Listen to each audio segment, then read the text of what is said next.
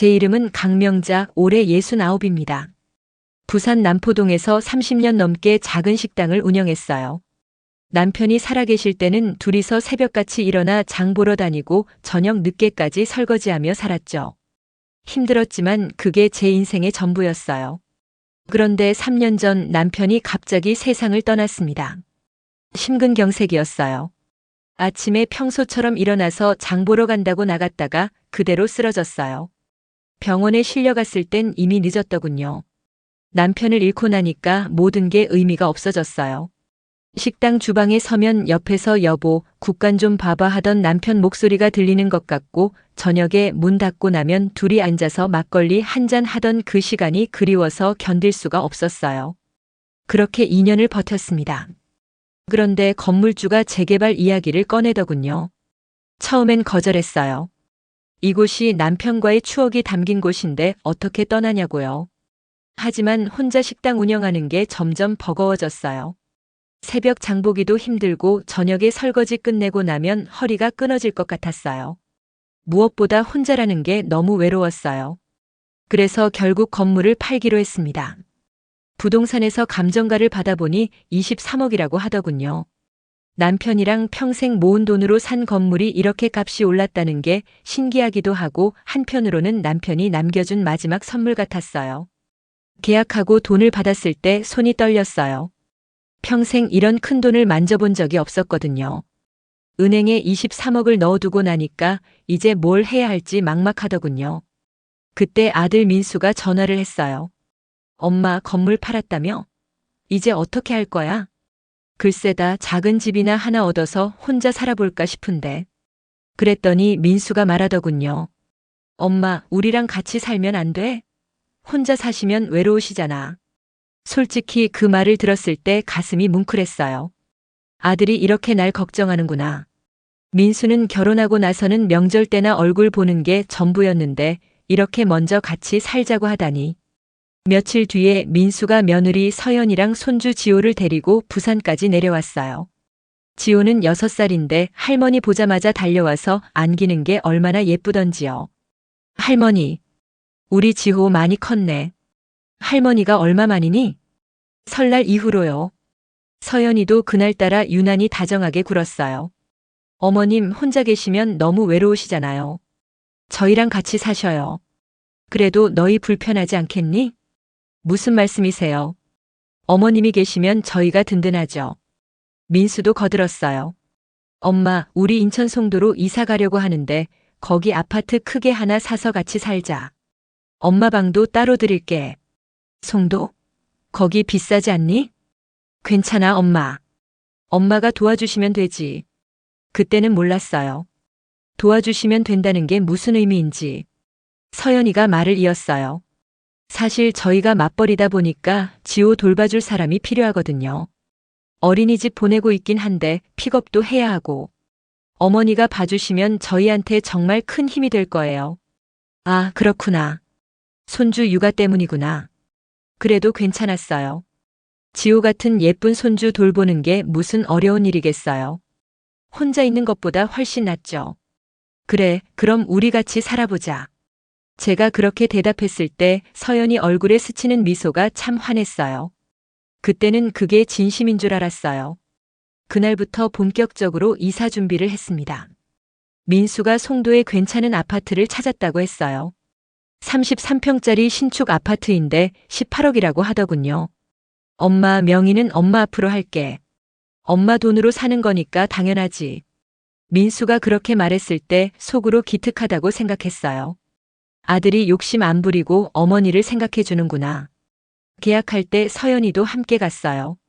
어머님, 이 집 정말 좋네요. 학군도 좋고 지호 키우기 딱이에요. 그래? 다행이다. 우리 지호 좋은 환경에서 자라야지. 계약금 치르고 중도금 넣고 잔금까지 다 치르고 나니까 통장에 5억 정도 남았어요. 23억 중에 18억을 아파트에 쓰고 나머지는 생활비로 쓰려고 했어요. 등기도 제 이름으로 깔끔하게 나왔습니다. 서류 받아들고 집에 오는 길에 가슴이 두근거렸어요. 이제 새로운 인생이 시작되는구나. 아들 내외랑 손주랑 함께 사는 행복한 노후를 보내는구나. 그때는 정말 몰랐습니다. 이 모든 게 계획된 것이었다는 걸. 제 18억이 목적이었다는 걸. 그리고 그 진실을 알게 되기까지 그리 오래 걸리지 않았어요. 송도 아파트에 입주한 첫날, 거실 창문으로 보이는 센트럴파크가 정말 멋있었어요. 서연이가 제 방을 안내해줬어요. 남향의 햇빛이 잘 들고 새 침대에 화장대까지 준비되어 있더군요. 어머님 편하게 지내세요. 고맙다 서연아. 그날 밤 새 침대에 누워 천장을 바라보면서 생각했어요. 외롭게 혼자 사는 것보다 가족과 함께 사는 게 얼마나 좋은지. 눈물이 났어요. 다음 날부터 본격적인 생활이 시작됐습니다. 제일 먼저 한 일은 지호 어린이집 픽업이었어요. 오후 3시 어린이집 현관에서 기다리고 있는데 지호가 뛰어나왔어요. 할머니, 우리 지호 오늘 재미있었어? 네. 할머니 배고파요. 집에 와서 떡볶이를 해줬어요. 부산 식당에서 30년 동안 만들던 그 맛 그대로요. 지호가 한 입 먹더니 눈이 휘둥그레졌어요. 할머니, 이거 진짜 맛있어요. 할머니 최고. 그 말을 들으니까 가슴이 뭉클했어요. 아, 이래서 할머니들이 손주 육아를 하는구나. 저녁 때 서연이가 퇴근해서 왔어요. 어머님, 오늘 고생하셨죠? 아니야, 뭐가 고생이니? 제가 할 일을 어머님이 해주시니까 정말 감사해요. 그날 저녁은 제가 차렸어요. 된장찌개, 생선구이, 나물 몇 가지. 식탁에 앉은 민수가 말했어요. 역시 엄마 손맛이야. 이 맘 먹으려고 같이 사는 거지. 서연이도 웃으며 엄지를 치켜 세웠어요. 기분이 좋았어요. 아, 내가 이 집에 필요한 사람이구나. 그렇게 매일이 지나갔어요. 아침 차리고 지호 어린이집 보내고 청소하고 빨래하고 지호 데리러 가고 저녁 준비하고. 바쁘지만 외롭지 않았어요. 어느 날 저녁 지호가 제 무릎에 앉아서 그림책을 보자고 했어요. 책을 읽어주는데 지호가 제 품에 폭 안기더니 말했어요. 할머니 냄새 좋아요. 정말 행복했습니다. 민수도 퇴근하면 꼭 제 방에 들렀어요. 엄마, 오늘 어땠어? 힘든 거 없었어? 없다, 아들아. 엄마가 있어서 우리가 얼마나 편한지 몰라. 서연이도 주말마다 같이 장 보러 가자고 했어요. 어머님 필요하신 거 있으면 말씀하세요. 한 달이 그렇게 흘렀습니다. 정말 행복한 한 달이었어요. 그런데 그때부터였어요. 작은 변화가 느껴지기 시작한 게. 어느 날 저녁 제가 만든 김치찌개를 먹다가 서연이가 말했어요. 어머님, 이거 좀 짜지 않아요? 요즘은 싱겁게 먹는 게 건강에 좋다고 하던데요. 그냥 가볍게 한 마리겠거니 했어요. 그래, 다음엔 덜 짜게 할게. 며칠 뒤 또 비슷한 말을 하더군요. 어머님, 요즘은 나물에 참기름을 덜 넣어요. 칼로리가 높아서요. 그 다음 주에는 이랬어요. 생선은 굽는 것보다 찌는 게 더 건강하대요. 그때마다 저는 알았다고 했어요. 며느리가 건강을 생각해서 하는 말이겠거니. 그런데 어느 순간부터 서연이 표정이 달라 보였어요. 제가 뭔가 말하면 살짝 미간을 찌푸리는 것 같기도 하고. 아주 잠깐이었지만 분명히 봤어요. 하지만 저는 생각했어요. 아직 적응 기간이니까 그럴 수 있지. 그때는 몰랐습니다. 이게 시작이라는 걸. 입주 2달째로 접어들면서 분위기가 조금씩 달라졌어요. 어느 날 저녁 제가 평소처럼 고등어 조림을 했어요. 부산에서 30년 동안 손님들한테 해주던 방식 그대로요. 간장 양념에 무 깔고 고등어 올리고 양파랑 고추 얹어서 푹 끓이는 거죠. 식탁에 올렸더니 서연이가 한 젓가락 먹더니 말했어요. 어머님, 요즘은 이렇게 안 먹어요. 응? 뭐가? 고등어 조림을 이렇게 간장으로 짜게 하면 나트륨 과다예요. 요즘은 된장으로 담백하게 하는 게 트렌드거든요. 트렌드라니. 음식에도 트렌드가 있나 싶었지만 그냥 고개를 끄덕였어요. 그래, 다음엔 그렇게 해볼게. 주말이었어요. 민수가 말했어요. 오늘 저녁에 우리 밖에서 먹을까? 지호가 돈가스 먹고 싶다는데. 그래. 그럼 나도 준비할게. 그런데 서연이가 말했어요. 어머님은 집에서 쉬세요. 저희끼리 다녀올게요. 아니, 나도 같이 가지. 어머님 요즘 무릎 안 좋으시잖아요. 나갔다 오면 피곤하실 텐데요. 무릎은 멀쩡했어요. 그냥 한번 계단 오르다가 살짝 삐끗했다고 했을 뿐인데요. 괜찮아, 나 괜찮은데. 그래도요. 편하게 쉬세요. 지호도 우리가 알아서 데리고 갈게요. 결국 혼자 집에 남았어요. 창밖을 보니까 민수 가족 셋이 손잡고 걸어가더군요. 지호가 뒤돌아보며 손 흔드는 게 보였어요. 가슴 한구석이 허전했어요. 그 다음 주에도 똑같았어요. 오늘 쇼핑몰 갈 건데 어머님은 쉬세요. 이번 주말에 영화 보러 갈 건데 어머님은 집에서 편히 계세요. 매번 쉬세요였어요. 배려하는 것처럼 들렸지만 뭔가 이상했어요. 어느 날 아침 제가 청소기를 돌리고 있는데 서연이가 출근하다 말고 물었어요. 어머님, 로봇 청소기 있는데 왜 직접 하세요? 아, 구석구석은 이게 더 깨끗하더라고. 요즘 로봇 청소기 성능 좋아요. 그냥 돌려놓으면 되는데 굳이 힘드시게. 힘든 게 아니었어요. 제가 하고 싶어서 하는 건데. 빨래도 마찬가지였어요. 어머님, 빨래는 제가 할게요. 어머님이 하시면 너무 과하게 하셔서 옷이 상해요. 그래? 내가 뭘 잘못했니? 아니, 잘못한 건 아닌데요. 그냥 제가 할게요. 서서히 알겠더군요.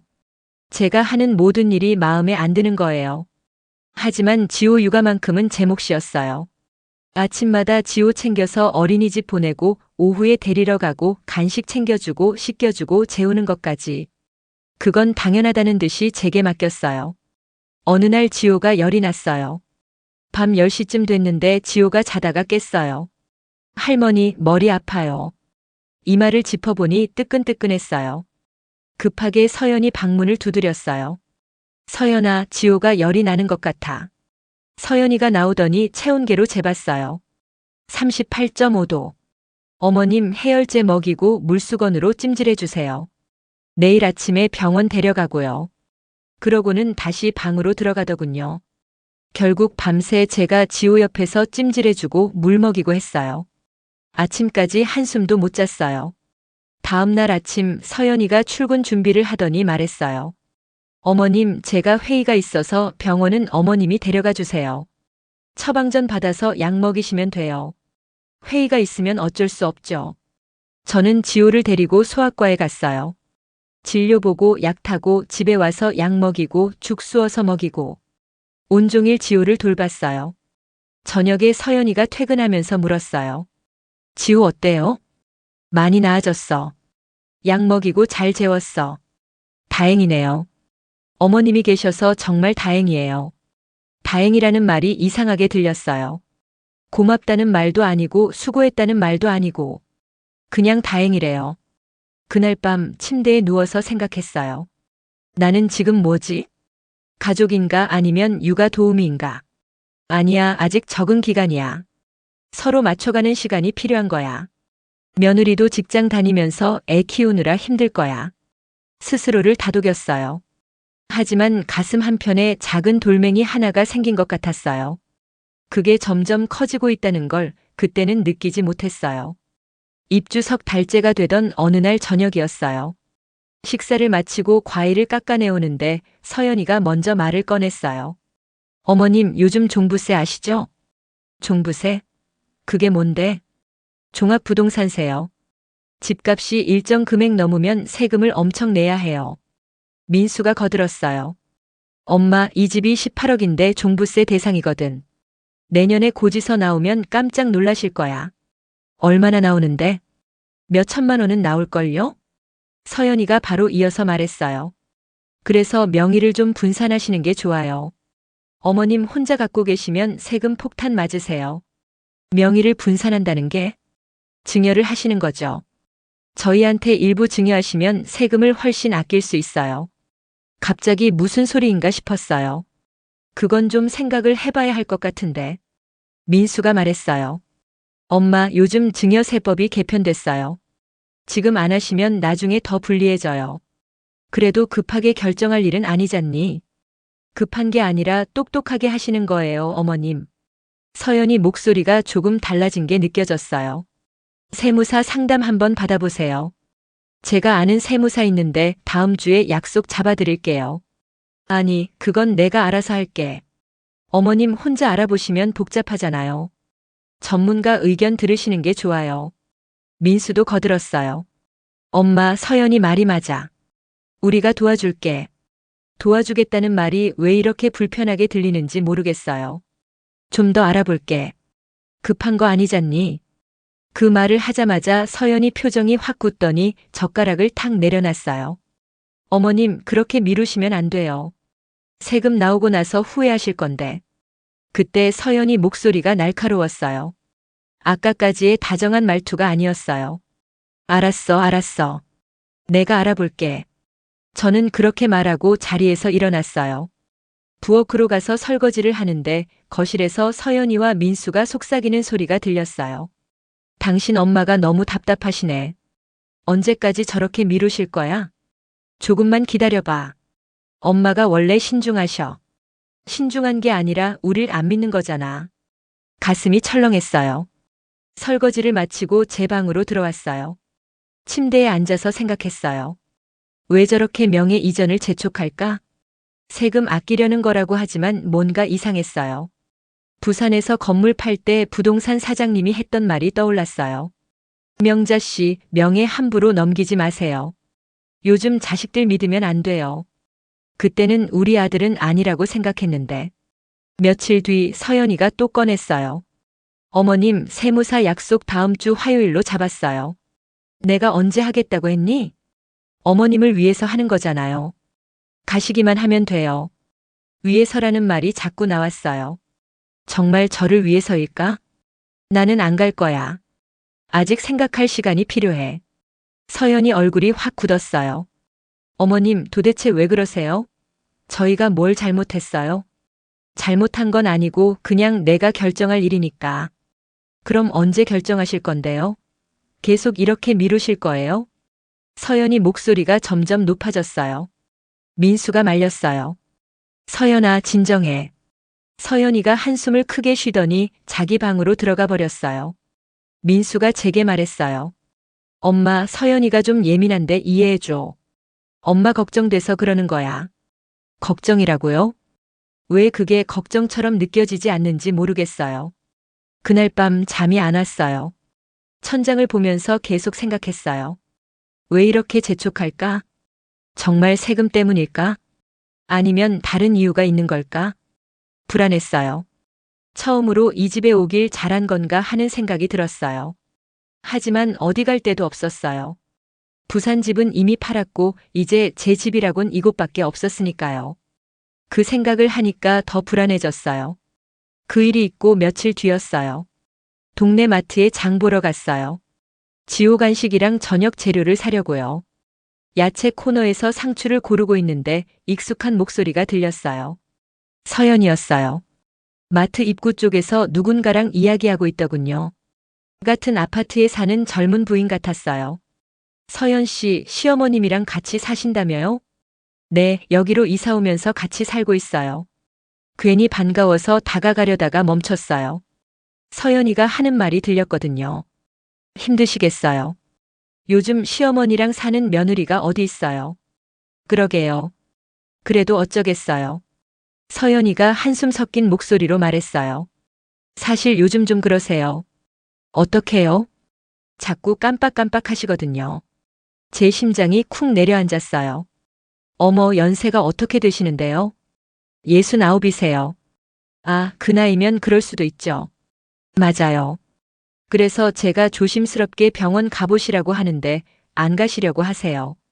거짓말이었어요. 저는 병원 가자는 말 한 번도 들은 적 없어요. 깜빡깜빡 한다는 것도 거짓말이었고요. 그래도 가족이니까 참아야죠. 서연 씨가 효부네요. 뭐 어쩔 수 없죠. 서연이가 쓴웃음을 지으며 말하는 게 보였어요. 저는 그 자리에서 얼어붙었어요. 손에 들고 있던 상추가 바닥에 떨어졌어요. 두 사람이 제 쪽을 돌아봤어요. 서연이와 눈이 마주쳤어요. 서연이 얼굴이 하얗게 질렸어요. 저는 상추를 주워들고 카트를 밀어 그 자리를 지나쳤어요.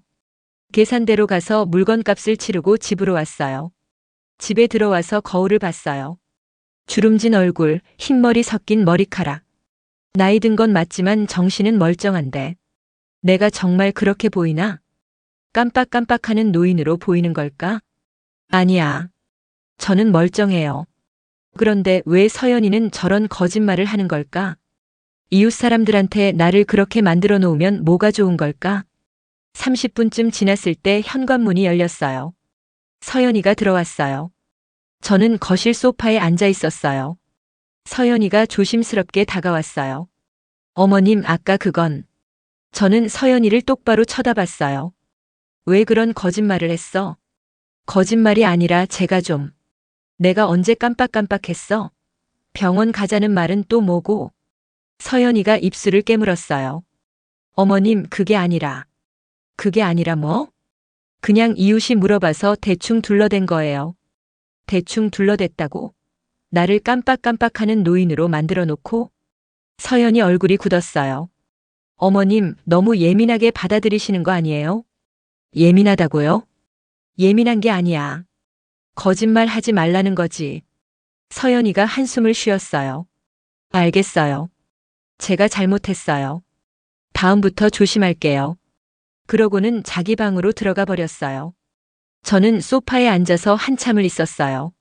뭔가 이상했어요. 사과 같지도 않은 사과. 그리고 예민하게 받아들인다는 말. 제가 잘못 들은 걸까? 제가 예민한 걸까? 아니야. 분명 서연이가 이상한 거야. 그날 밤 저는 잠을 이룰 수 없었어요. 이게 시작일 줄은 몰랐습니다. 서연이의 거짓말이 단순히 이웃에게만 한 말이 아니라는 걸요. 그날 이후로 며칠이 지났습니다. 서연이와 저는 서로 말을 많이 하지 않았어요. 필요한 말만 했죠. 민수는 눈치를 챘는지 못 챘는지 모르겠지만 아무 말도 하지 않았어요. 어느 날 밤이었어요. 잠을 자다가 목이 말라서 깼어요. 시계를 보니 새벽 2시. 물을 마시러 부엌으로 가려고 복도를 지나가는데 안방에서 불빛이 새어나왔어요. 문이 살짝 열려 있었어요. 서연이 목소리가 들렸어요. 당신 엄마가 자꾸 미루잖아. 발걸음이 멈췄어요. 좀만 기다려봐. 민수 목소리였어요. 언제까지 기다려? 명예 언제 넘겨받을 건데? 명예. 그 말에 제 심장이 철렁 내려앉았어요. 엄마가 워낙 신중하셔서. 신중한 게 아니라 안 믿는 거잖아. 자식인데 뭐가 걱정이야? 그래도 갑자기 그런 얘기 꺼내면 엄마가 놀라실 거 아냐.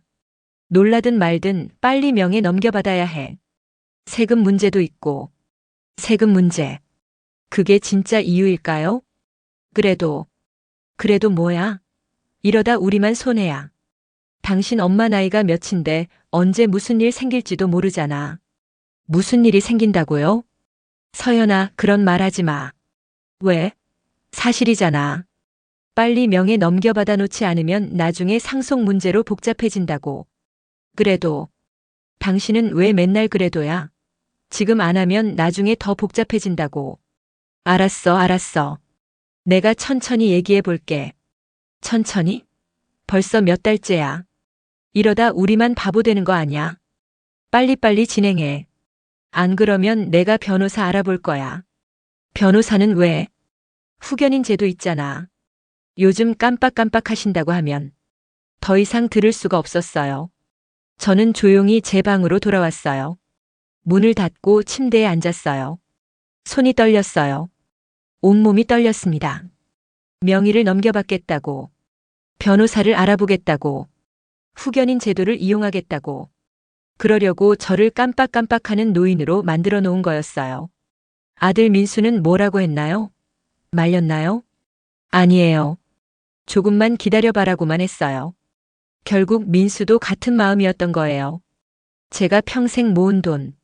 남편이랑 30년 동안 새벽같이 일어나서 벌어 모은 돈. 그걸 노리고 있었던 거예요. 눈물이 났어요. 하지만 소리내서 울 수는 없었어요. 옆방에 들릴까봐 이불을 뒤집어 쓰고 참았어요. 내 아들이 진짜 이런 생각을 하고 있었을까?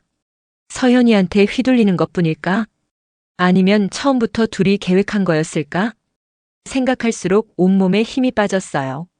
같이 살자고 할 때, 엄마 외로우시잖아요 라고 할 때, 엄마가 계셔서 우리가 든든해요 라고 할 때, 다 거짓말이었나요? 동이 틀 때까지 잠을 못 잤어요. 천장을 보면서 계속 생각했어요. 어떻게 해야 하지? 그냥 모른 척 해야 하나? 아니면 따져 물어야 하나? 따져 물으면 뭐라고 할까? 엄마, 오해해요 라고 할까? 엄마를 위해서 하는 말이었어요 라고 할까? 어떻게 말하든 이미 들었어요. 제 귀로 똑똑히 들었어요. 다음 날 아침 거울을 봤어요. 눈이 퉁퉁 부었더군요. 세수를 하고 부엌으로 나갔어요. 평소처럼 아침을 준비했어요. 민수가 나왔어요. 엄마 안녕히 주무셨어요? 저는 대답 대신 고개만 끄덕였어요. 서연이도 나왔어요. 어머님 잘 주무셨어요? 응. 오늘 국이 뭐예요? 미역국. 아, 제가 미역국 좋아하는데. 거짓말 같았어요. 그 입으로 어젯밤에 무슨 말을 했는데.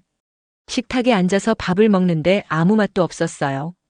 민수와 서연이는 태연하게 밥을 먹고 있었어요. 어젯밤 일이 없었던 것처럼요. 저는 그 모습을 보면서 확신했어요. 이 사람들이랑은 더 이상 같이 살 수 없다고. 그 밤의 대화를 들은 후로 저는 조심스럽게 행동했어요. 티를 내면 안 된다고 생각했거든요. 평소처럼 아침 차리고 지호 어린이집 보내고 청소하고 저녁 준비했어요. 서연이와 민수 앞에서는 아무것도 모르는 척했어요. 하지만 마음속으로는 계속 생각했어요. 어떻게 해야 하나. 그렇게 며칠이 지났어요. 어느 날 저녁이었어요. 식탁에 앉아서 저녁을 먹고 있는데 민수가 말했어요. 엄마, 다음 달에 우리 제주도 다녀올 거야. 응? 제주도? 응, 크리스마스 연휴 때. 5박 6일로. 저는 숟가락을 놓고 웃었어요. 오, 좋겠다. 나도 제주도 가본 지 오래됐는데. 준비해야겠네. 민수와 서연이가 눈빛을 교환했어요. 서연이가 입을 열었어요. 어머님. 그 목소리가 차가웠어요. 이번엔 저희끼리만 가려고요. 숟가락을 든 손이 멈췄어요. 뭐? 저희 가족끼리만요. 저는 서연이를 똑바로 봤어요. 지호도 가는데? 네, 지호랑 우리 셋이서요. 우리 셋. 저는 빠져 있었어요. 왜? 그 한마디를 겨우 내뱉었어요. 민수가 끼어들었어요. 엄마 불편하실까봐. 불편? 내가 뭐가 불편해? 여행 가시면 피곤하시잖아요. 나 멀쩡한데? 서연이가 말했어요. 어머님, 이번엔 저희 부부끼리 좀 쉬고 싶어요. 요즘 너무 바빴거든요. 부부끼리 쉬고 싶다고요. 그런데 지호는 데려간다고요? 지호는 데려가잖아. 지호는 저희 아들이니까요. 그 말에 할 말을 잃었어요. 지호는 아들이니까 가족이고 나는 아들이 아니니까 가족이 아니라는 거예요? 민수가 다시 말했어요. 엄마, 다음에 우리 같이 가요. 이번엔 저희끼리만. 저는 고개를 끄덕였어요. 그래, 알았어. 더 이상 말할 수가 없었습니다. 목이 막혔거든요. 밥을 더 먹을 수가 없었어요. 나 배불러서 먼저 들어갈게. 자리에서 일어나 제 방으로 들어왔어요. 문을 닫고 침대에 앉았어요. 육아는 시키면서 매일 아침 지호 챙겨서 어린이집 보내고 데려오고 씻기고 재우는 건 제 일이면서 가족여행엔 빼버리네요. 저희 가족끼리만. 그 말이 계속 귓가에 맴돌았어요. 저는 가족이 아니었나 봐요. 그냥 육아 도우미. 집안일 하는 사람. 나중에 재산 뺏어갈 사람. 눈물이 났어요. 하지만 소리내서 울지 않았어요. 한참을 그렇게 앉아 있었어요. 그러다 문득 생각이 들었어요. 뭐하러 여기 있나? 매일 눈치 보면서 무시당하면서 거짓말 들으면서 제 돈으로 산 집에서 제가 왜 이러고 있나? 어젯밤에 들었던 대화가 떠올랐어요. 명예 언제 넘겨받아? 변호사 알아봐. 그리고 오늘 저녁. 저희 가족끼리만. 모든 게 명확해졌어요. 이 사람들은 처음부터 저를 가족으로 생각한 적이 없었어요. 그냥 이용할 사람이었던 거예요. 이 집. 그걸 노리고 있었던 거예요. 저는 침대에서 일어나 책상 서랍을 열었어요. 등기부등본, 통장, 인감도장. 다 제 이름으로 되어 있었어요. 아직 명예 이전은 안 했어요. 제가 밀었으니까. 다행이에요. 그때 결심했습니다. 더 이상 여기 있을 이유가 없다고. 제주도 5박 6일. 그 시간이면 충분해요. 모든 걸 정리하고 떠날 시간. 그날 밤 오랜만에 깊이 잠들었어요.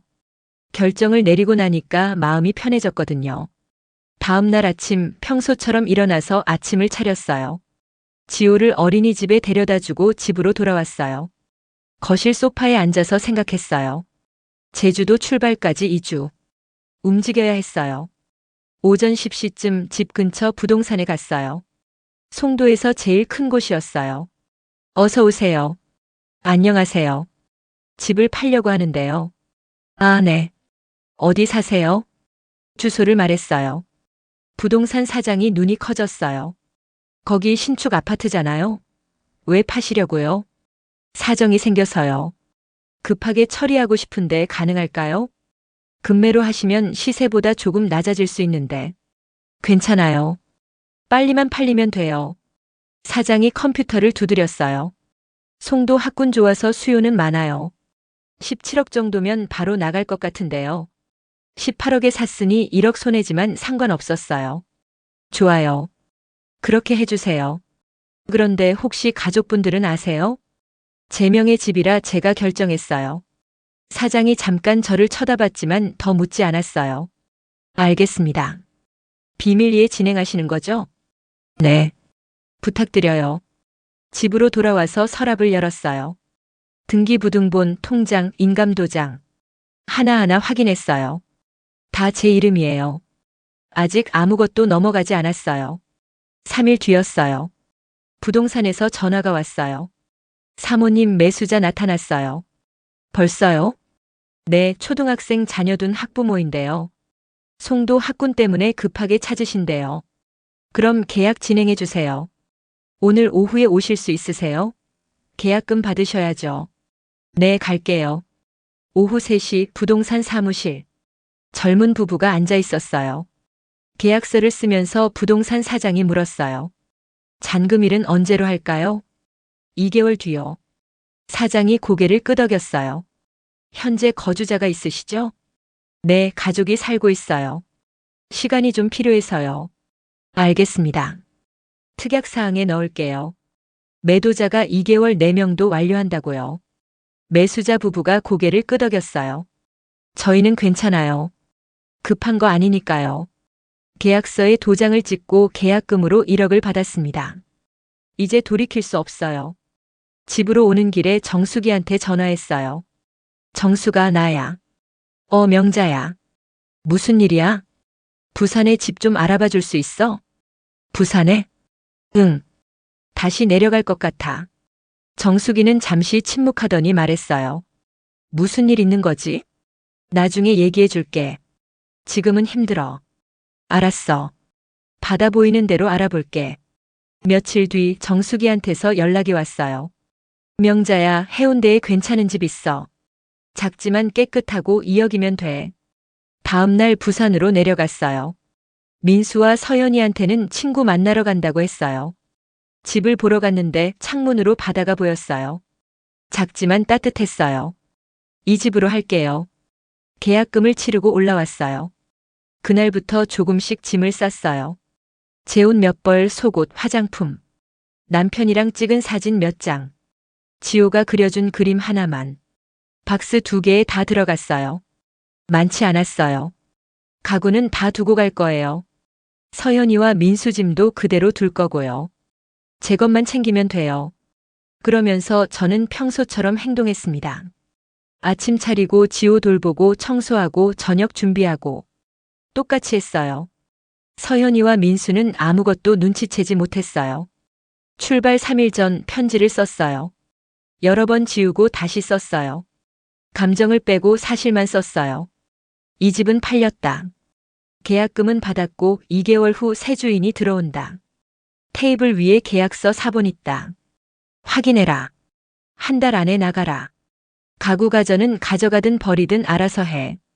왜 이렇게 됐는지는 너희가 더 잘 알 거다. 앞으로 연락하지 마라. 짧게 썼어요. 길게 쓸 필요 없었어요. 부동산에서 받은 계약서 사본을 편지랑 함께 봉투에 넣었어요. 출발 하루 전밤. 침대에 누워서 천장을 봤어요. 내일이면 끝이에요. 이 집에서의 생활이 아들과의 인연이, 지호와의 시간이.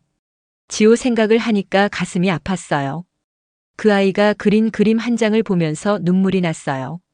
할머니 사랑해요라고 삐뚤빼뚤 쓴 글씨. 하지만 어쩔 수 없었어요. 그 아이 때문에 참았다간 제가 먼저 망가질 거예요. 미안하지 않았어요. 하나도. 오히려 후련했습니다. 내일이면 자유예요. 제주도 출발날 아침이 밝았어요. 새벽 5시에 일어나서 조용히 씻고 부엌으로 나갔어요. 마지막으로 이 집에서 만드는 밥이라는 생각을 하니까 손끝이 차가워지더군요. 된장찌개 끓이고 계란 부치고 김치 꺼내 담으면서 평소처럼 행동했어요. 민수와 서연이가 나와서 식탁에 앉았어요. 엄마, 벌써 일어나셨어요? 너희 아침은 먹고 가야지. 지호는 아직 자고 있었어요. 민수가 국을 떠먹으면서 말했어요. 엄마, 우리 없는 동안 불 조심하시고 문단속 잘하세요. 응.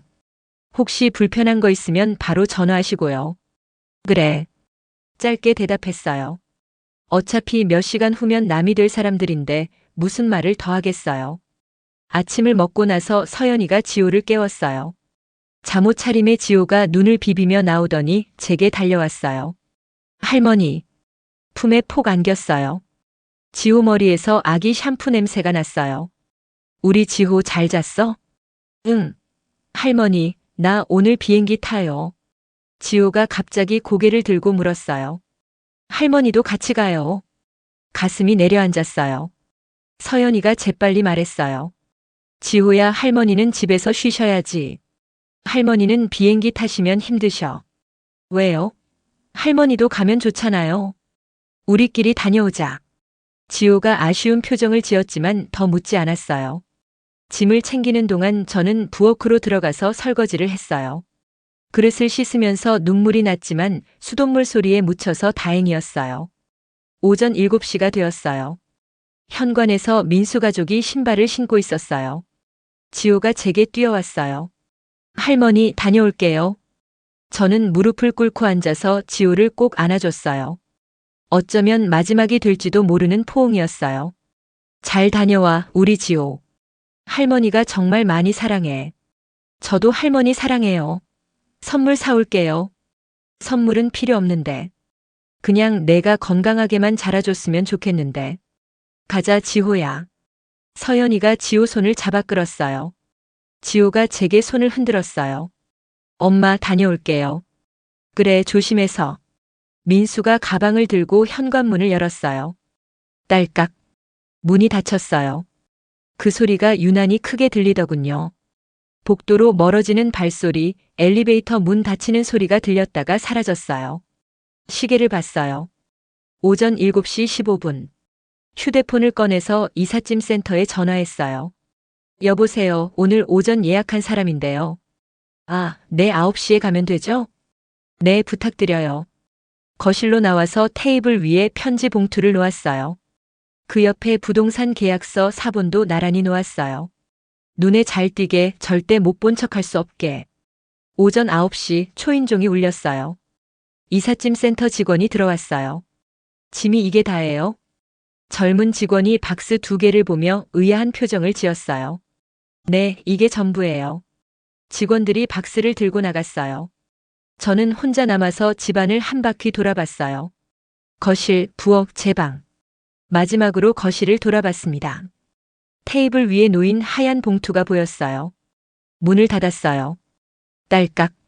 아까 민수 가족이 나갈 때와 똑같은 소리였어요. 택시를 타고 송도역으로 갔어요. 매표소에서 표를 끊었어요. 부산역까지 하나요? 대합실에 앉아서 휴대폰을 꺼냈어요. 민수 번호, 서연이 번호. 수신 거부 설정. 이제 끝이에요. 열차에 올라 창가 자리에 앉았어요. 열차가 출발했어요. 송도가 인천이 서울이 뒤로 멀어졌어요. 창밖으로 풍경이 빠르게 지나갔어요. 눈물이 났어요. 하지만 슬픈 건 아니었어요. 오히려 후련했어요. 부산까지 3시간. 3시간 후면 저는 자유예요. 이제 시작입니다. 5박 6일의 제주도 여행이 끝났습니다. 민수 가족은 오후 5시쯤 집에 도착했어요. 비행기가 지연되는 바람에 예상보다 늦었죠. 아, 피곤해 죽겠네. 서연이가 캐리어를 끌고 현관문을 열었어요. 엄마, 우리 왔어요. 민수가 안으로 들어서며 소리쳤지만 아무 대답이 없었어요. 엄마? 민수가 거실로 들어갔어요. 집은 그대로였어요. 소파, 테이블, TV 모든 게 그대로 있었지만 있어야 할 사람은 없었어요. 엄마 어디 갔지? 장 보러 가셨나? 서연이가 가방을 내려놓으며 말했어요. 지호가 뛰어다니며 소리쳤어요. 할머니, 할머니. 그때 서연이 눈에 테이블 위 하얀 봉투가 들어왔어요. 뭐야, 이거? 서연이가 봉투를 집어들었어요. 편지였어요. 뜯어서 읽기 시작했어요. 이 집은 팔렸다. 계약금은 받았고 2개월 후 새 주인이 들어온다. 테이블 위에 계약서 사본 있다. 확인해라. 한 달 안에 나가라. 가구 가전은 가져가든 버리든 알아서 해. 왜 이렇게 됐는지는 너희가 더 잘 알 거다. 앞으로 연락하지 마라. 서연이 손이 떨렸어요. 이게 뭐야? 민수가 다가왔어요. 무슨 편지야? 서연이가 편지를 민수에게 건넸어요. 민수가 읽는 동안 얼굴이 하얗게 질렸어요. 집을 팔았다고? 테이블 위에 놓인 서류를 집어들었어요. 부동산 계약서 사본이었어요. 매도인 강명자. 매수인 김태현. 계약 금액 17억. 계약금 1억 수령 완료. 잔금일 2개월 후. 특약사항 매도인은 잔금일까지 현 거주자 명도 완료할 것. 이게 진짜야? 민수가 계약서를 들고 떨었어요. 서연이가 소리쳤어요. 미쳤어? 진짜 집을 팔았다고? 우리한테 한마디도 없이? 민수가 휴대폰을 꺼내서 명자에게 전화했어요. 고객의 요청에 의해 수신이 거부되었습니다. 다시 걸었어요. 고객의 요청에 의해. 수신 거부야. 엄마가 수신 거부했어. 서연이가 휴대폰을 낚아채서 자기 번호로 걸었어요. 똑같았어요. 수신 거부. 이게 무슨 일이야? 도대체 무슨 일이야? 서연이가 소리를 질렀어요. 민수가 부동산에 전화했어요. 계약서에 적힌 번호로요. 여보세요, 혹시 송도 아파트 계약 건으로? 아, 네. 강명자 사모님 건이시죠? 네, 제가 아들인데요. 이게 정말 진행된 건가요? 네, 계약 완료됐습니다. 계약금도 수령하셨고요. 2개월 후 잔금일입니다. 그렇군요. 민수가 전화를 끊었어요. 진짜야. 진짜 팔았어. 서연이가 주저앉았어요. 말도 안 돼. 이게 말이 돼? 지호가 편지를 보며 물었어요.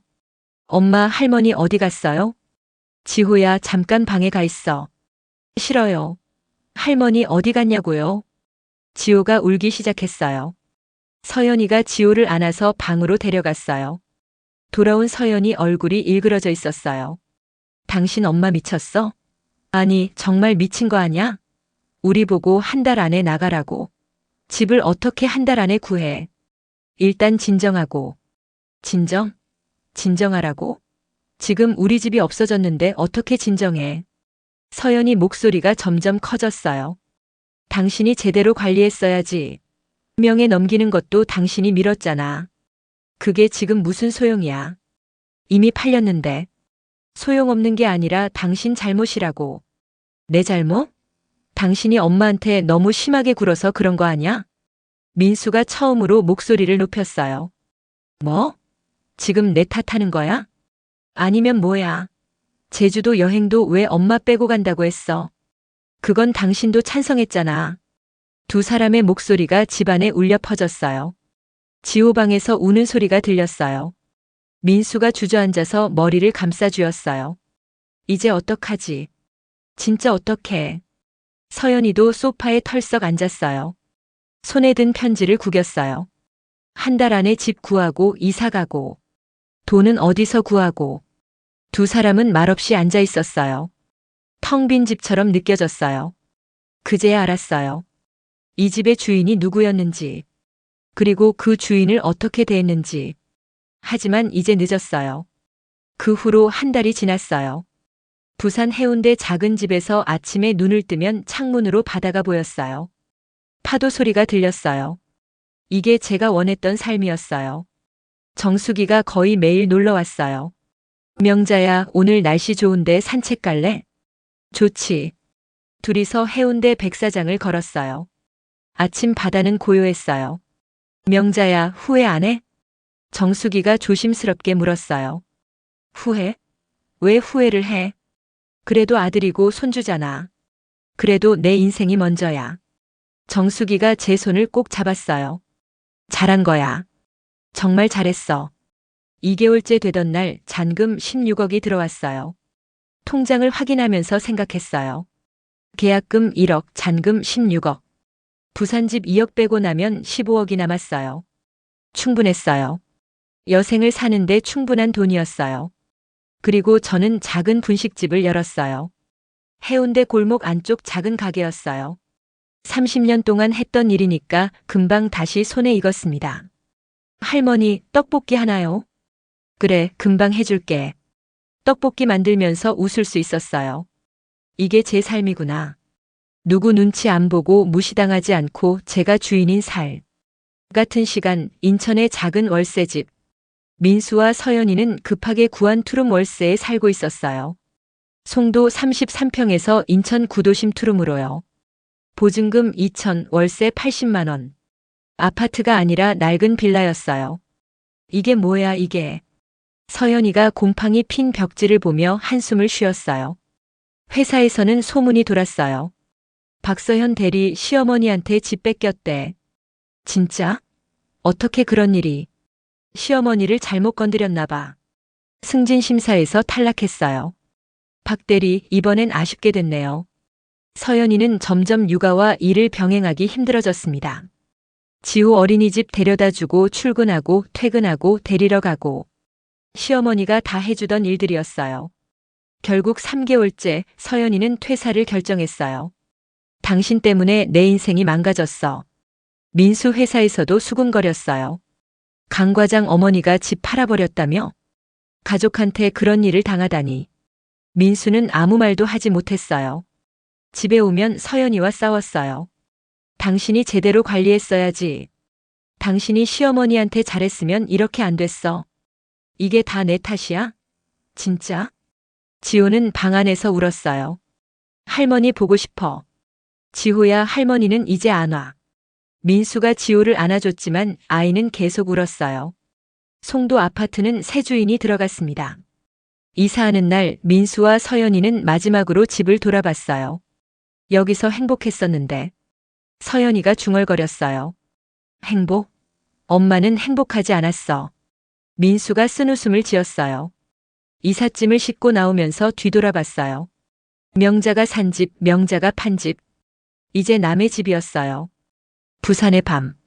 저는 분식집 문을 닫고 집으로 돌아왔습니다. 하루 매출을 세어봤어요. 많지 않았지만 충분했어요. 정수기한테 문자가 왔어요. 명자야, 내일 아침 산책 가자.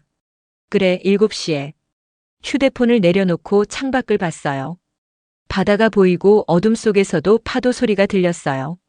부산으로 다시 온 걸 후회하지는 않았지만 가끔 지호 생각이 났어요. 할머니 사랑해요. 그 목소리가 들리는 것 같았어요. 눈을 감았어요. 미안하다 지호야. 하지만 할머니도 살아야 했어. 그로부터 한 달이 더 지났습니다. 어느 날 오후 분식집에서 떡볶이를 만들고 있는데 문이 열렸어요. 손님인가 싶어서 고개를 들었어요. 민수였어요. 어서 오세요. 그냥 손님처럼 인사했어요. 민수는 문 앞에 서서 망설이고 있었어요. 많이 여위었더군요. 얼굴도 상했고 옷차림도 초라했어요. 앉아라. 민수가 조심스럽게 들어와서 테이블에 앉았어요. 뭐 먹을래? 엄마. 주문이나 해. 냉정하게 말했어요. 민수가 고개를 떨궜어요. 떡볶이요. 알았어. 떡볶이를 만들면서 민수를 보지 않았어요. 손님한테 하듯이 했어요. 떡볶이를 내놓았어요. 먹어. 민수는 젓가락을 들지 않았어요. 엄마 미안해. 정말 미안해. 내가 잘못했어. 저는 설거지를 하면서 대답했어요. 이제 와서 무슨 소용이야. 엄마가 왜 그렇게 하셨는지 이제 알겠어. 우리가 엄마를 얼마나 힘들게 했는지. 알았으면 됐어. 이제 가. 엄마. 민수 목소리가 떨렸어요. 지호가 할머니 보고 싶다고 매일 울어. 할머니는 언제 오냐고 할머니한테 가고 싶다고. 그 말을 듣는 순간 가슴이 찢어지는 것 같았어요. 하지만 돌아서지 않았어요. 지호는 너희가 키워. 한 번만이라도 볼 수 없을까? 지호만이라도. 안 돼. 엄마 제발. 돌아가. 민수가 자리에서 일어났어요. 엄마 정말 다시는 못 보는 거야? 저는 민수를 똑바로 봤어요. 그래. 이제 남이야.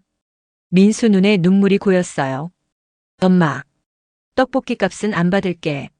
이제 가. 민수가 한참을 서 있다가 돌아섰어요. 문을 열고 나갔어요. 뒷모습이 보였어요. 어깨가 축 처진 모습. 문이 닫혔어요. 저는 그 자리에 서서 한참을 있었어요.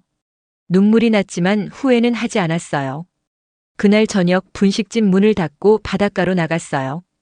백사장에 앉아서 파도를 봤습니다. 지호 얼굴이 떠올랐어요. 할머니 사랑해요. 환하게 웃던 그 얼굴. 가슴이 아팠어요. 하지만 어쩔 수 없었어요. 그 아이 때문에 참았다간 제가 먼저 무너졌을 거예요. 바람이 불었어요. 파도가 밀려왔다가 빠져나갔어요. 69년을 살면서 배운 게 있어요. 가족이라는 이름으로 모든 걸 참아야 한다고 생각했어요. 나이 들면 자식한테 의지해야 한다고 믿었어요. 하지만 틀렸어요. 가족도 존중이 있어야 해요. 나이가 들어도 내 인생의 주인은 나예요. 손주가 아깝다고 자식이니까 참아야 한다고 그렇게 살다간 결국 제가 망가져요. 저를 지키는 게 먼저예요. 그게 이기적인 걸까요? 아니에요. 그게 살아남는 거예요. 해가 지고 있었어요. 바다가 주황빛으로 물들었어요. 아름다웠어요. 이제 이 바다를 매일 볼 수 있어요. 누구 허락 없이. 그것만으로 충분해요. 저는 일어나서 집으로 돌아갔어요. 내일 아침에도 바다가 있을 거예요. 모레도 그 다음 날도. 그리고 저도 여기 있을 거예요. 자유롭게. 당당하게. 제 이름으로. 오늘도 마흔 이후 사람 공부와 함께 해주셔서 감사합니다. 이 이야기가 여러분 마음에 작은 울림이 되었다면 좋아요와 구독 그리고 알림 설정 부탁드립니다. 다음 시간에는 또 다른 인생의 이야기로 당신의 하루의 따뜻한 동행이 되어 드릴게요. 감사합니다.